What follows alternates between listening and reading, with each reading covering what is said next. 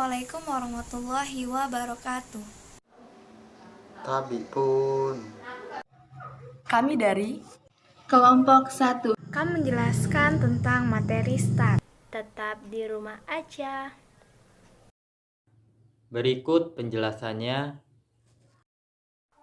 Selamat menyaksikan.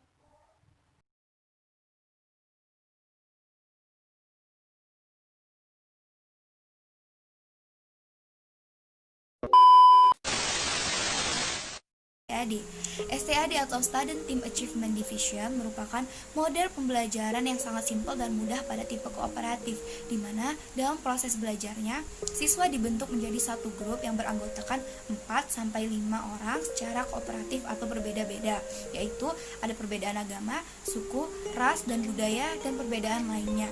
Pada tahap selanjutnya, guru menjadi fasilitator dalam menyampaikan materi dan siswa diminta untuk memahami materi tersebut. Selanjutnya akan diadakan kuis dan siswa menjawab kuis secara individual pada grup. Langkah-langkah atau sinkas dalam model pembelajaran STAD memiliki 5 bagian. Pertama, presentasi tujuan dan motivasi.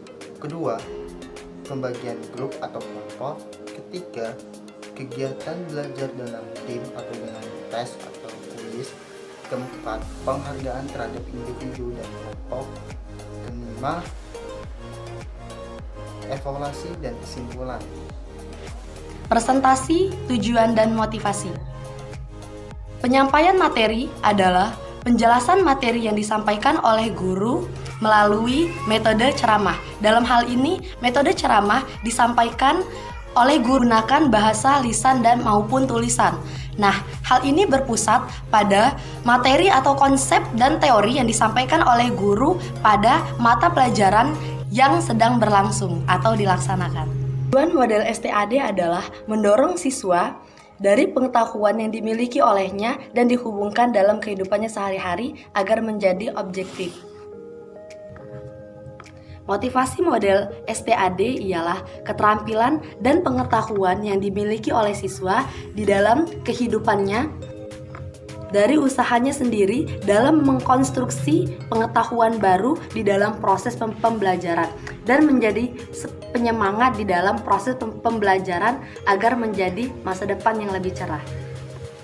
Buat grup belajar.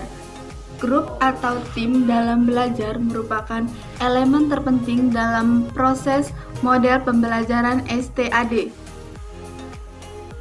Grup belajar atau tim dituntut untuk proaktif setiap anggotanya agar dapat berkembang dan memahami materi secara solid. Agar dapat pada sesi kuis dapat berjalan secara lancar, baik dan benar, dan interaksi antara guru dan siswa dapat tersampaikan dengan baik.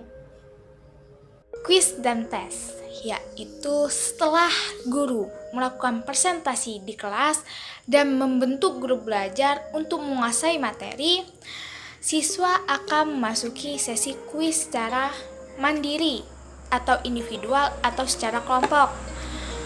Bisa secara lisan atau secara tulisan. Sebelum memberikan kuis kepada siswa, guru akan menjelaskan bahwa kuis akan diberikan poin pada tiap individu atau kelompok dan poin akan dijumlah. Jadi, setiap kuis yang dilakukan siswa sangat bermakna bagi kesuksesan suatu grup untuk memenangkan atau untuk individu memberikan nilai tambah. Poin penghargaan individual.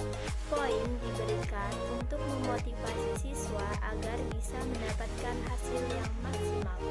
Poin dihitung berdasarkan pada nilai kuis. Penghargaan grup. Setiap grup diberikan penghargaan jika bisa melampaui standar. Penghargaan ditetapkan berdasarkan kebijakan bersama. Setiap grup akan diberi sebuah penghargaan bila bisa melampaui standar tertentu yang sudah ditetapkan. Penghargaan ditetapkan berdasarkan kebijakan bersama atau bisa hal lain sesuai inisiatif dan kreativitas guru. Kelebihan pembelajaran STAN, yaitu ada dua jangka pendek dan jangka panjang. Berikut penjelasan dari jangka pendek, yaitu bisa didapat dari satu, meningkatkan hasil belajar siswa, yaitu seperti nilai. Dan yang kedua, bisa memotivasi diri sendiri dalam belajar. Yang ketiga, siswa dapat bersosial dan meningkatkan hubungan setiap siswa dalam satu kelas. Nah, itu adalah yang bisa didapat dari jangka pendek. Selanjutnya yaitu jangka panjang. Jangka panjang bisa diperoleh: 1. Menambahkan kehalusan perasaan. Siswa mengerti arti perbedaan dan mengolah perilaku, sikap, keterampilan, dan pengetahuan. 3. Bisa beradaptasi dengan mudah. Yang keempat, memiliki nilai moral yang tinggi tentang sosial dan perbedaan. Yang kelima, mengurangi rasa egois. Yang keenam, social skill siswa akan meningkat dan bisa membina jalinan persahabatan. Yang ketujuh, yaitu memiliki rasa percaya terhadap sesama manusia. 8. Mampu menerima pendapat orang lain. Yang kesembilan, yaitu memiliki jiwa pertemanan yang adil dan tidak membeda-bedakan teman berdasarkan sosial, kemampuan, suku, dan agama. Yang terakhir yaitu kekurangan modal Student Achievement Division, yaitu antara lain yang pertama, kekurangan ini didasarkan pada pendapat Slavin pada Hartati untuk pembelajaran kooperatif. Yang kedua, jika guru lalai meminta siswa untuk selalu proaktif dan bekerja sama dalam grup, maka ini dapat menimbulkan grup dan kelas pasif.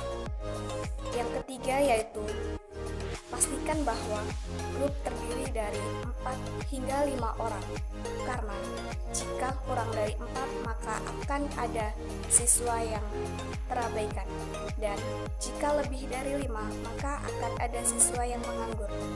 Yang terakhir yaitu jika ketua grup belum dapat menanggulangi masalah yang muncul dalam grup secara solutif, maka kerja grup akan tersendat.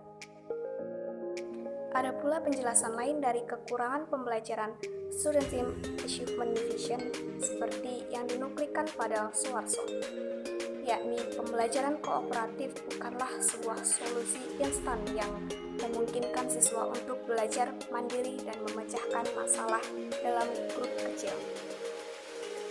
Namun, dalam grup kecil juga bisa menimbulkan ketergantungan sehingga siswa yang malas akan bergantung pada yang proaktif.